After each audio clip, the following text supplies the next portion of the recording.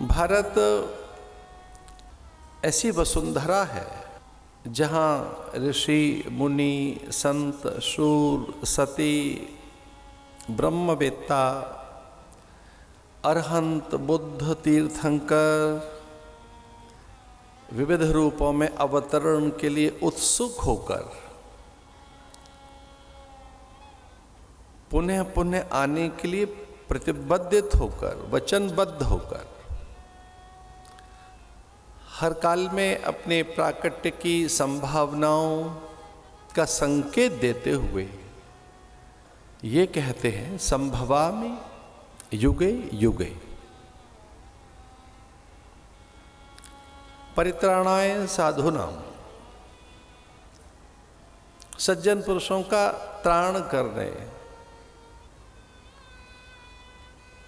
विद्या नियम पर्व परंपरा सिद्धांत और धर्म की रक्षा के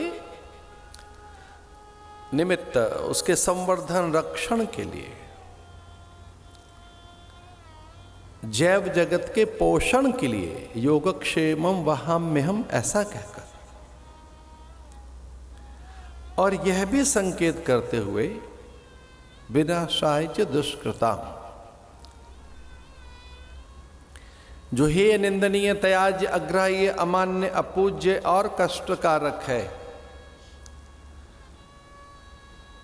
अथवा जो अधर्म है उसकी निवृत्ति के लिए भी, चूंकि धर्म अलौकिक है, भगवान में 6 ये चीजें हैं, धर्म ज्ञान और वैराग्य, यश श्री ऐश्वर्य। यश श्री ऐश्वर्य लौकिक है, धर्म ज्ञान वैराग्य अलौकिक है। अपनी इस अलौकिकता की रक्षा के लिए, चूंकि लौकिक प्रयत्नों से धर्म की रक्षा नहीं होती, स्थूल प्रयत्नों के द्वारा भौतिकीय संसाधन पर्याप्त नहीं है, उनमें ऐसी सामर्थ्य नहीं।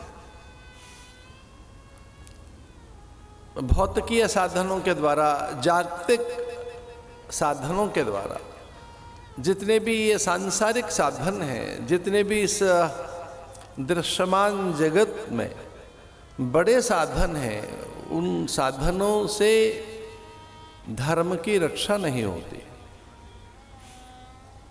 धर्म ज्ञान और वैराग्य की रक्षा के लिए भगवान स्वयं प्रकट होते हैं,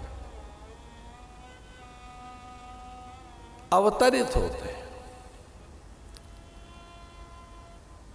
इसलिए जो अवतरण अथवा प्राकट्य या आविर्भाव जितना हमें समझ आता है हम भारतीयों को, उतना अन्यों को नहीं।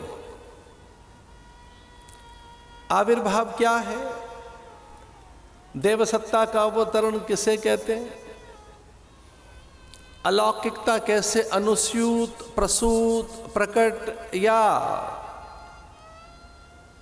स्फुरित और अवतरित होती है किसी दिव्य आवेश में, कला और विभूति में, गुण और संभूति में, किसी विस्मय और कुतूहल में, किस तरह से उस दिव्य सत्ता का आगमन होता है, यह हम भारतीयों का दृढ़ विश्वास है कि प्रत्येक काल में उनके आने की संभावनाएं रहती हैं।